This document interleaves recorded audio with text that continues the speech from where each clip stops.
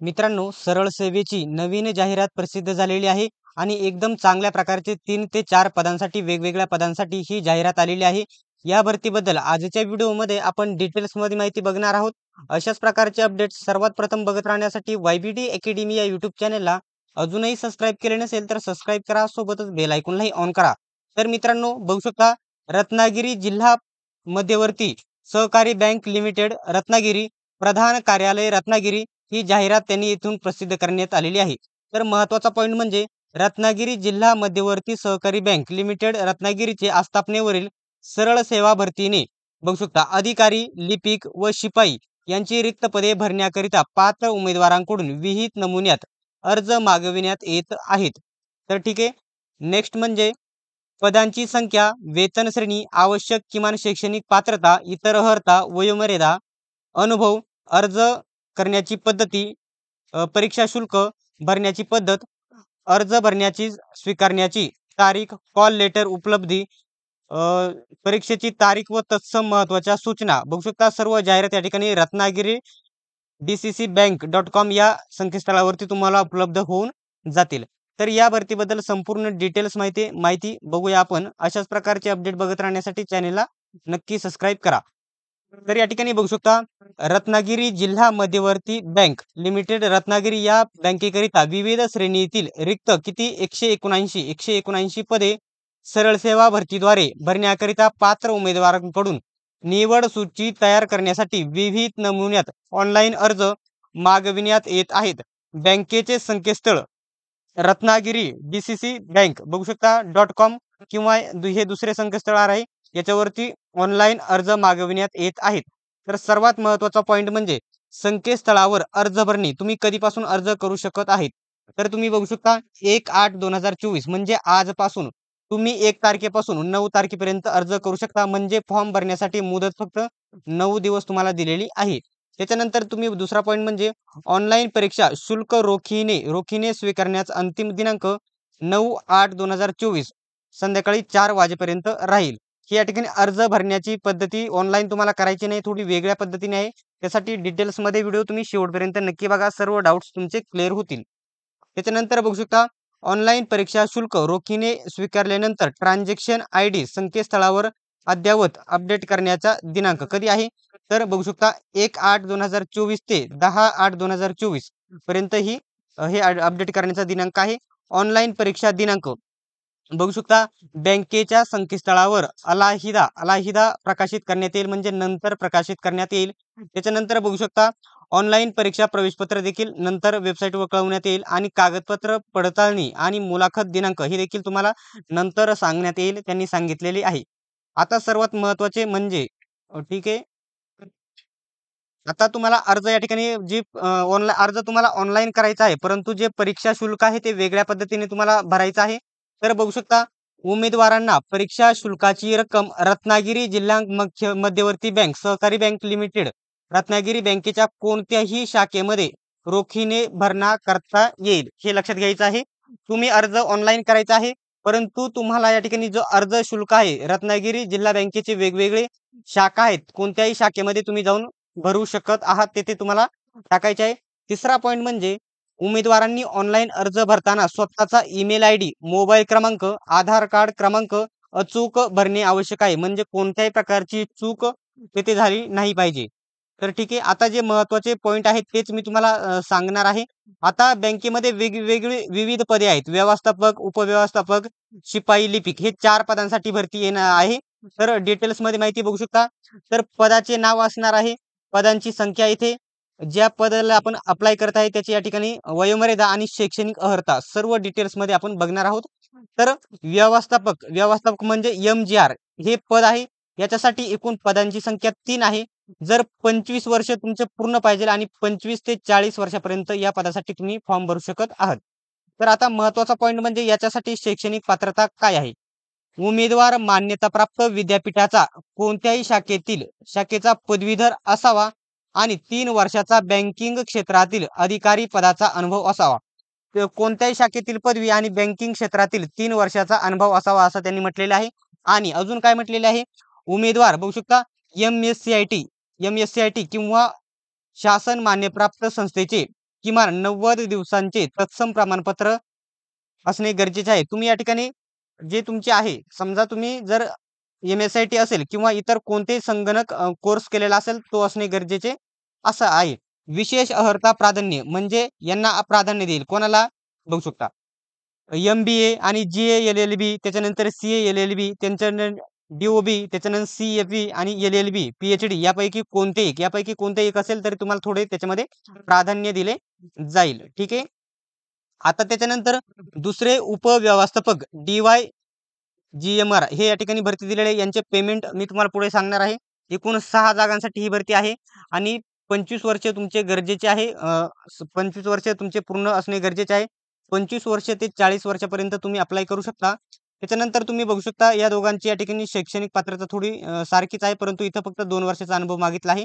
उमेदवार मान्यताप्राप्त विद्यापीठाचा कोणत्याही शाखेचा पदवीधर असावा आणि त्याच्याकडे बँकिंग क्षेत्रातील 2 वर्षाचा अधिकारी पदाचा अनुभव असावा. त्याच्यानंतर उमेदवार MSCIT किंवा कोणत्याही या ठिकाणी 90 दिवसाचा कॉम्प्युटरचा कोर्स असेल संगणकचा तर तुमच्याकडे असणे गरजेचे आहे. त्याच्यानंतर MBA LLB याच्यापैकी कोणताही कोर्स असेल तर त्यांना प्राधान्य विशेष अर्हता प्राधान्य त्यांना दिले जाईल. त्याच्यानंतर नेक्स्ट आहे तुम्ही बघू शकता. ठीक आहे. लिपिक पद आहे त्याच्यामध्ये सर्वात जास्त जागा आहेत तर बघू शकता 131 जागा आहे. 21 वर्ष या ठिकाणी वयाची अट कमी केलेली आहे. 21 वर्ष पूर्ण असणे गरजेचे आहे आणि 21 वर्ष ते 40 वर्षाची वयोगटातील मुले या ठिकाणी दोन्ही अप्लाय करू शकतात. त्याच्यानंतर शैक्षणिक पात्रतेमध्ये उमेदवार मान्यताप्राप्त विद्यापीठाचा कोणत्याही शाखेचा पदवीधर असावा आणि उमेदवार बघू शकता MSCIT किंवा शासन मान्यताप्राप्त संस्थेचे किमान 90 दिवसांचे तत्सम संगणक प्रमाणपत्र प्राप्त असावा. तुमच्याकडे प्रमाणपत्र असणे देखील गरजेचे आहे. तर त्यापैकी MSCIT किंवा कोणतेही चालेल, टायपिंग देखील चालेल. त्याच्यानंतर विशेष अर्हता बघू शकता. इंग्रजी आणि मराठी टंकलेखन परीक्षा पास केल्याचे प्रमाणपत्र किंवा GDC आणि बघू शकता HDMC HDCM याच्यापैकी हे प्रमाणपत्र असणे गरजेचे आहे. आणि सर्वात महत्त्वाचे पद म्हणजे बघू शकता पिऊनचे पद आहे, शिपाई जे पद आहे त्याच्यासाठी एकूण किती जागा आहेत तर 39 जागा आहेत. 39 आणि 18 वर्षे ते 40 वर्ष वयोगटातील मुले आणि मुली अप्लाय करू शकता. उमेदवार फक्त या ठिकाणी 10वी पास असावा. कोणत्याही प्रकारची त्याला अनुभव मागितलेला नाही. कोणतं या ठिकाणी सर्टिफिकेट वगैरे मागितलेले नाही. फक्त त्यांनी 10वी पास केलेली असेल तरी देखील तुम्ही 39 पदांसाठी या शिपाई पदासाठी अप्लाय करू शकत आहात. आता डिटेल्समध्ये आपण जी पुढे माहिती बघितलेली आहे. आता जे पेमेंट बद्दल त्यांनी माहिती दिलेली आहे. ज्याची फॉर्म भरण्याची प्रोसेस तुम्हाला वेगळी आहे. तुम्हाला ऑनलाईन फॉर्म भरून घ्यायचा आहे. तिथून एक पावती भेटेल. त्या पावतीनंतरच तुम्हाला या ठिकाणी तेथे तुम्ही अर्ज करू शकत आहात. तेथे जमा करू शकत आहात. त्याच्यानंतर बघू शकता हे पदांचे हे पेमेंटचं या ठिकाणी बघू शकता वेतन श्रेणीबद्दल माहिती दिलेली आहे. आपण डायरेक्ट महत्त्वाची वेतन श्रेणी बघून घेऊयात. जी 4 पदे आहेत. 1 पद, 2 पद, 3 पद आणि 4थे पद. त्याच्यानंतर पहिले पद आहे व्यवस्थापक. त्याला या ठिकाणी सर्व सुरुवातीचा पगार सर्व भत्त्यासह डायरेक्ट फायनल एवढाच अकाउंटवरती येईल. तर बघू शकता 43,204 रुपये डायरेक्टली पहिलं सुरुवातीचा स्टार्टिंग पेमेंट आहे. एवढं पेमेंट राहील. त्याच्यानंतर उपव्यवस्थापक याचं पेमेंट आहे 36,674 एवढं स्टार्टिंग पेमेंट तुम्हाला भेटेल. त्याच्यानंतर लिपिक या पदासाठी 21,855 रुपये स्टार्टिंग पेमेंट भेटेल. त्याच्यानंतर शिपाई जे पद आहे त्याच्यासाठी बघू शकता 19,090 रुपये स्टार्टिंग तुमचं पेमेंट भेटेल. याच्याबद्दल कोणताही डाऊट असेल तर कमेंट बॉक्समध्ये तुम्ही विचारू शकता. तर तुम्ही या ठिकाणी बघू शकता ऑनलाईन परीक्षेत घेण्यात येईल. सर्वात पहिल्यांदा तुमची निवड पद्धती बघू शकता.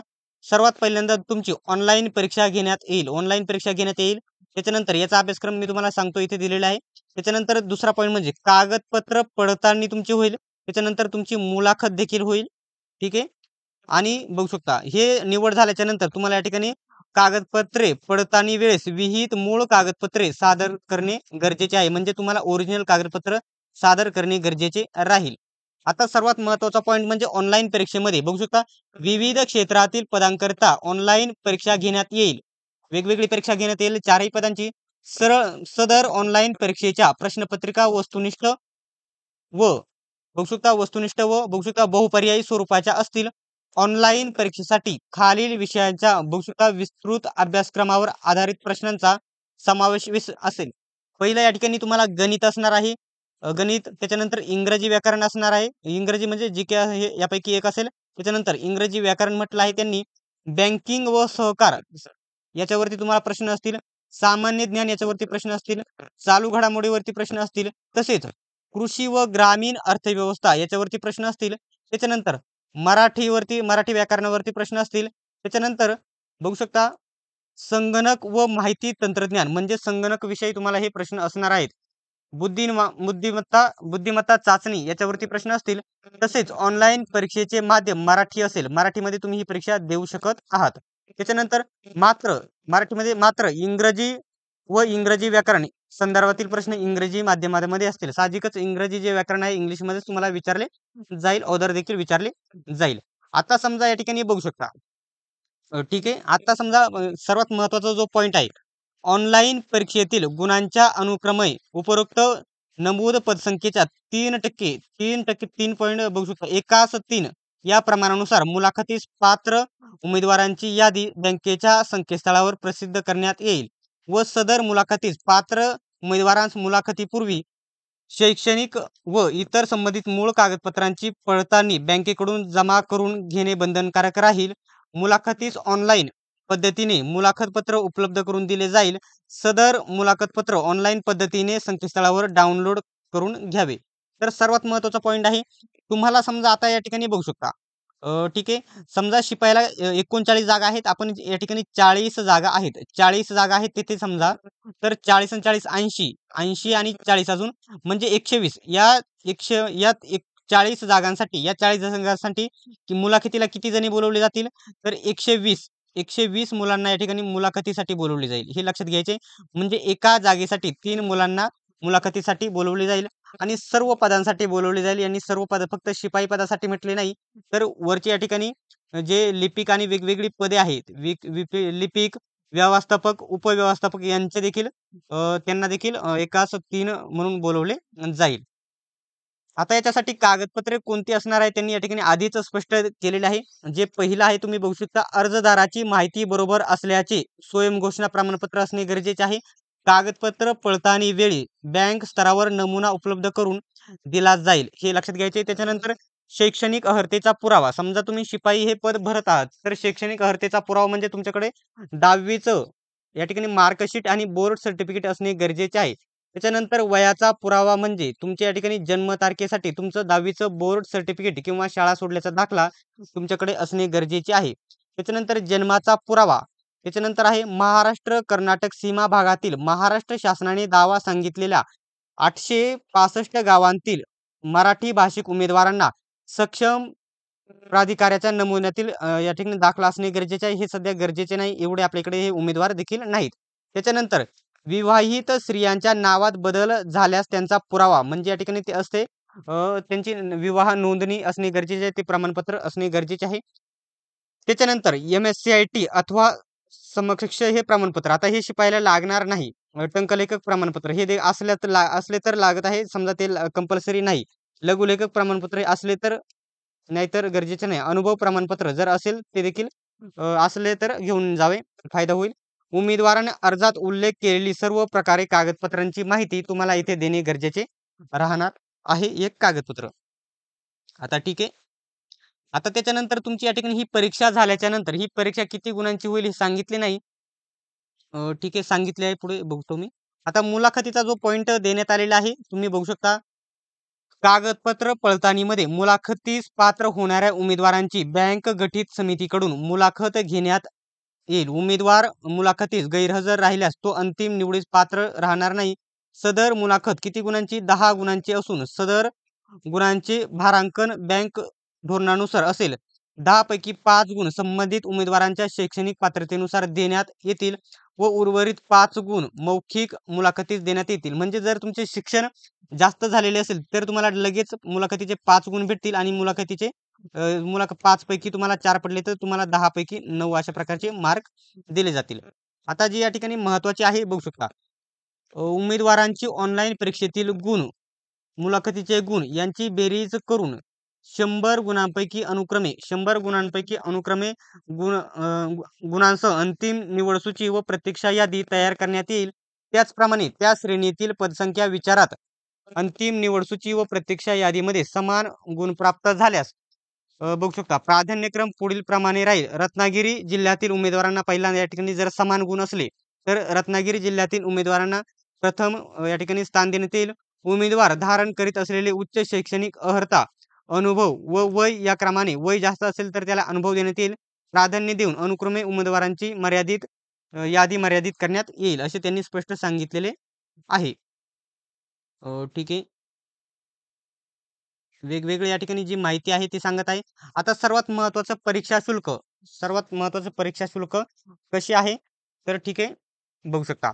ऑनलाईन परीक्षेकरिता बघू शकता 847.46 रुपये अधिक 152.54 त्याच्यानंतर GST वगैरे सर्व मिळून तुम्हाला फॉर्म भरण्यासाठी बघू शकता 1000 रुपयाची फॉर्म फी आहे हे लक्षात घ्यायचं आहे. शुल्क आकारले जाईल. सदर परीक्षा शुल्क हे ना परतावा राहील.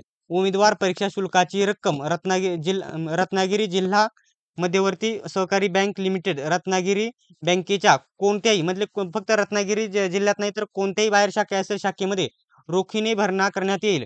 तर इतर कुठल्याही प्रकारे भरणा शुल्क या ठिकाणी भरला जाणार नाही. एकदा भरलेले परीक्षा शुल्क कोणत्याही सबबीवर परत केले जाणार नाही हे या ठिकाणी लक्षात घ्यायचं आहे. तर तुम्हाला या ठिकाणी जे तुम्ही फॉर्म भरल्याच्या नंतर एक तुम्हाला पावती भेटेल. अशा प्रकारची एक पावती भेटेल आणि ती पावती घेऊन आणि जे तुम्हाला फी असणार आहे 1000 रुपयाची ती घेऊन तुम्हाला ती पावती आणि हे 1000 रुपये घेऊन तुम्हाला बँकेमध्ये रक्कम ऑनलाईन पद्धतीने ते जमा करून घेतील तिथे. तरच तुम्हाला या ठिकाणी ऑनलाईन परीक्षेची या ठिकाणी ही माहिती भेटेल. त्याच्यानंतर रजिस्ट्रेशन नंबर वगैरे वेबसाईटवरती तुमचा उपलब्ध होऊन जाणार आहे. ठीक आहे. याच्याबद्दल जर डाऊट असेल तर कमेंट बॉक्समध्ये तुम्ही मला विचारू शकत आहात. ठीक आहे. आणि ही जी जाहिरात आहे ही संपूर्ण जी जाहिरात आहे ती तुम्हाला आपल्या YBD अकॅडमी या टेलिग्राम ग्रुपवरती बघायला भेटेल. आज भेटणार नाही. उद्या संध्याकाळी ही जाहिरात मी तेथे टाकून देईल. उद्या संध्याकाळी लक्षात घ्यायचं आहे. आणि जर याच्याबद्दल डाऊट असेल तर तुम्ही मला कमेंट बॉक्समध्ये विचारू शकत आहात. ठीक आहे.